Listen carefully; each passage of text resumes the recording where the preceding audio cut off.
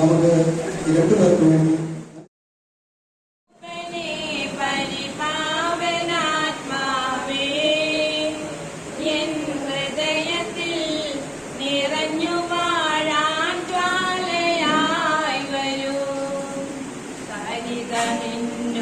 തിരുവരങ്ങൾ എളിയ നിൻസുതരിൽ പല ഗണങ്ങളും ഗുണഗണങ്ങൾ നിറഞ്ഞു ചൂടിടുവാൻ വരിക നിന്റെ ആത്മസന്തോഷം വരിക സ്വർഗപ്രഭാമയ വരിക ദാനവർഷമാ ശ്രീഹരിൽ നവശക്തിയായ ജീവദായകനേ വരൂ.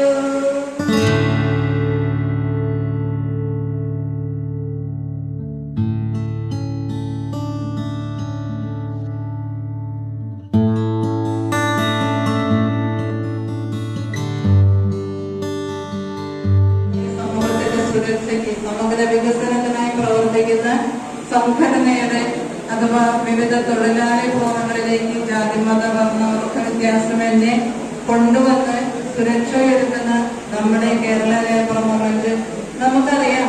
ഇന്ന് ചികിത്സാ രംഗത്തായാലും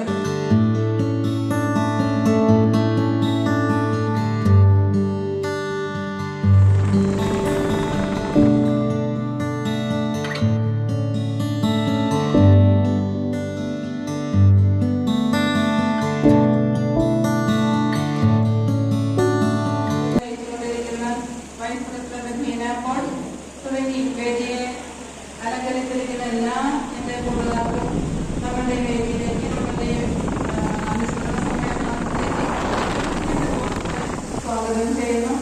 ഇതിനേക്കാളൊക്കെ മുൻപ് സ്വാഗതം ചെയ്യേണ്ട കൂട്ടരാണ് എനിക്ക് മുൻപിലിരിക്കുന്നത്. നമുക്കറിയാം, നമ്മളിൽ ഒരു 3/4 ഭാഗം ഇല്ല, ഒരു 1-2 ശതമാനങ്ങളിൽ ബാക്കിയൊക്കെ കേരളം കുടുംബാംഗങ്ങളെ സംബന്ധിച്ചിടത്തോളം ഏറ്റവും പ്രധാനപ്പെട്ട ഒരു ദിവസവും ഏറ്റവും പ്രധാനപ്പെട്ട 2 വ്യക്തികളെ കുറിച്ച് അനുസ്മരിക്കുകയും ചെയ്യുന്ന വളരെ മനോഹരമായ ഒരു ദിവസമാണ് ഇത്. നമുക്കെല്ലാവർക്കും അറിയാവുന്നതുപോലെ ജനീശ്വസനക്ക് അച്ഛനും തലച്ചനത്തിനെയും മാറ്റി നിർത്തിയാൽ നമ്മുടെ കയ്യിലില്ല.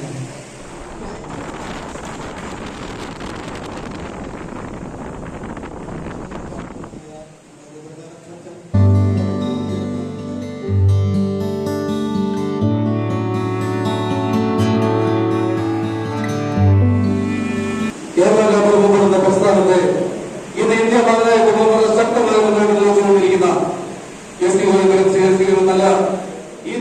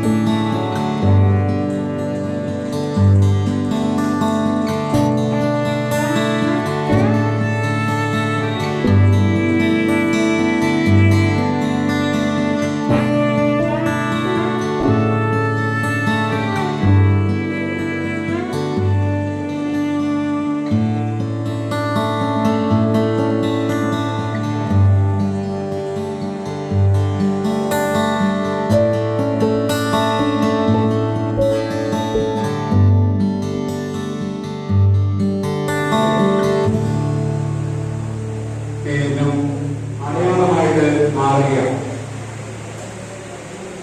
ഇവിടെ അധ്യക്ഷത നടത്തിയ ശ്രീ ചെറിയത്,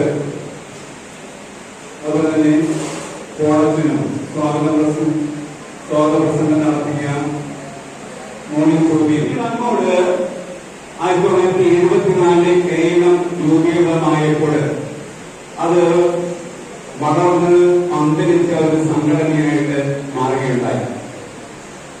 ഇന്ന് കേരള സംഘടനയുടെ ഗോൾഡൻ ജൂബിലി വർഷമാണ്. 1974 ഔദ്യോഗികമായി സ്ഥാപിതമായ കേരളത്തിന്റെ 50 വർഷം പൂർത്തിയാകുന്ന സുവർണ്ണ ഇത് ഏറെ സന്തോഷത്തിന്റെയും ഒപ്പം തന്നെ അനുഗ്രഹത്തിന്റെയും ഒരു വർഷമായിട്ട് നമ്മൾ കാണേണ്ടതുണ്ട്. സഭ എന്നും തൊഴിലിനെയും തൊഴിലാളികളെയും ഏറെ കാര്യമായിട്ട് പരിഗണിക്കുകയും അവരുടെ നന്മയ്ക്ക് വേണ്ടിയിട്ട് ഒത്തിരിയേറെ കാര്യങ്ങൾ പറയുകയും പ്രവർത്തിക്കുകയും ചെയ്യുന്നതായിട്ട് നമുക്ക് കാണാം. അതുപോലെ തന്നെ നമ്മൾ ആകാംക്ഷയോടെ കണ്ടിരിക്കുന്ന പിതാവ് ബിഷപ്പാവുന്നതിന് മുൻപ് തന്നെ ഈ ജനജീവിതത്തിന്റെ കൂടെ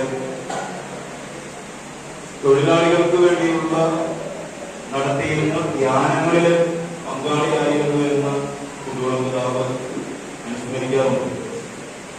അതുപോലെ തന്നെയാണ് അന്ന്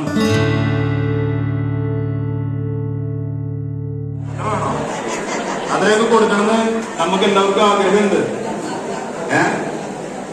എന്തായാലും നിങ്ങളെ ഞാൻ പ്രത്യേകം അഭിനന്ദിക്കുന്നു. നമ്മുടെ ഡയമണ്ട് ജൂബിലി ആചരണത്തിന്റെ ഭാഗമായിട്ട് നമ്മൾ രൂപീകരിച്ച മരണാനന്തര ഫണ്ടില് നമ്മൾ ഈ വർഷം മുതൽ ഈ മുൻപിലുള്ളവരൊക്കെ പറഞ്ഞത് പ്രകാരം 1,50,000 രൂപ വെച്ച് നമ്മൾ കൊടുക്കുന്നുണ്ട്. ഈ മരണാനന്തര ഫണ്ട് നമുക്കറിയാം, അത് ആരുടെയും ഔദാര്യമല്ല, ആരുടെ അവകാശവുമല്ല. അത് ഒരു കൂട്ടായ്മയുടെ അടയാളമാണ്. നമ്മളെല്ലാവരും ഒരുമിച്ച് നിന്നാൽ നമുക്ക് പരസ്പരം ബലപ്പെടുത്താനായിട്ട് കഴിയും എന്നുള്ളതിന്റെ അടയാളമാണ്. ഈ പരസ്പരം ബലപ്പെടുത്താനായിട്ടുള്ള ആ കഴിവ് നമ്മൾ ഔദാര്യത്തോടു കൂടിയിട്ട് ആരുടെയും മുഖത്ത് ഒരു പരിഭവവും ഒരു മുറുമുറുപ്പും, ഒരാൾ മരിച്ചു പോയിട്ടുണ്ടെങ്കിൽ ആ മരിച്ചു പോയവരുടെ കുടുംബത്തിന് നമ്മൾ കൊടുക്കുന്ന അവരോടൊപ്പമാണ് നമ്മൾ എന്ന് പറയുന്ന അടയാളമായിട്ട് അത് ഏറ്റെടുക്കണമെന്ന് ഒരിക്കൽ കൂടി അഭ്യർത്ഥിച്ചുകൊണ്ട് നന്ദി.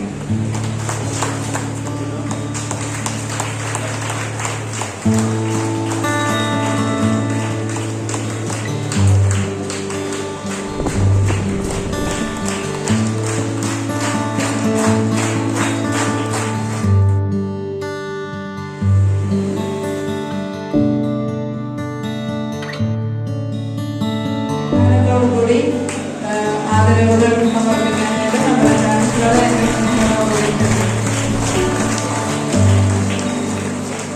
നമ്മുടെ ബഹുമാനപ്പെട്ട ജോയ് ഗോതൽ സാറിനെ എന്റെ മുന്നിട്ടതോടുകൂടി ക്ഷണിക്കുന്നു.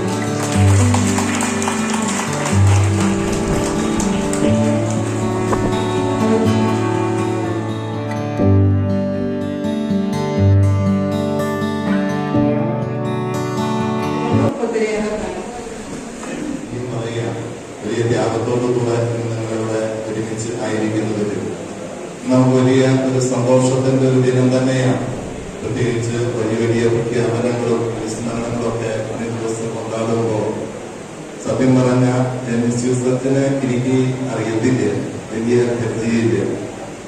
പക്ഷെ അതേസമയം തോമസ് തലച്ചനെ ഞങ്ങൾക്ക് ഞങ്ങളുടെ ആത്മീയ പിതാവൊക്കെ അച്ഛന്മാരുടെ വായികളെ ഇവർക്കൊക്കെ ആ സമയത്തൊക്കെ പറഞ്ഞിട്ട് മുന്നോട്ട് പോവോന്നൊക്കെയുള്ള ഒരു കൺഫ്യൂഷനൊക്കെ ഉണ്ടായിരുന്നെങ്കിൽ അത് പോകുമെന്ന് അച്ഛന്റെ നേതൃത്വത്തിലുള്ള ടീം അംഗങ്ങൾ അത് തെളിയിച്ച് കൊടുത്തു. ഇപ്പൊ അച്ഛന്റെ എന്റെ ഒരു പേര് പൈസ കൂട്ടി കൊണ്ടുപോകുന്നില്ല, അനുമതി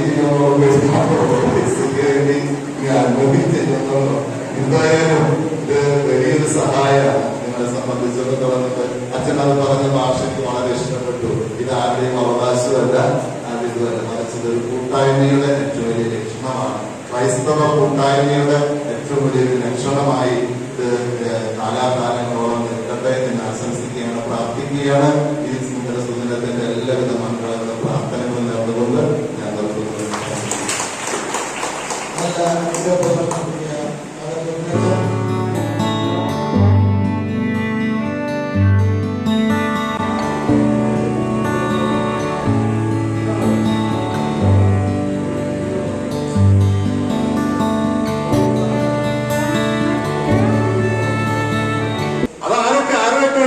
സാമ്പത്തിക സ്ഥിതിവിശേഷമുള്ള ആളുകൾ, നേതൃത്വമുള്ള ആളുകൾ, അത് സഭാപ്രവർത്തകങ്ങൾ മാത്രമല്ല, എല്ലാ പ്രവർത്തകരും അങ്ങനെയാണ് സംഭവിച്ചത്.